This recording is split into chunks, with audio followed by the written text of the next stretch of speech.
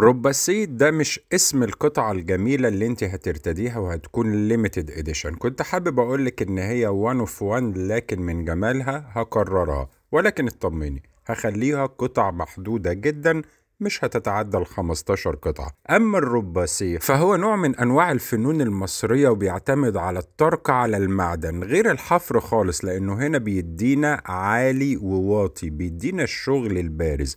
توجتها لك بحاجتين جمال جدا: حجر فيروز سيناوي طبيعي وريشة. ايه دخل الريشة في التصميم؟ خلينا لما نعملها في السلسلة الرجالي دي تحفة من البريسلت زي القمر. خلينا نجربها على الايد، المفروض ان هي نسائي.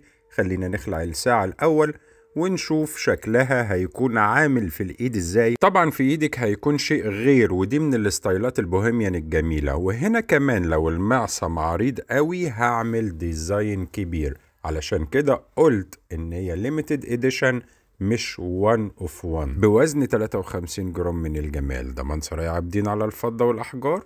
أشوفك دايما على خير.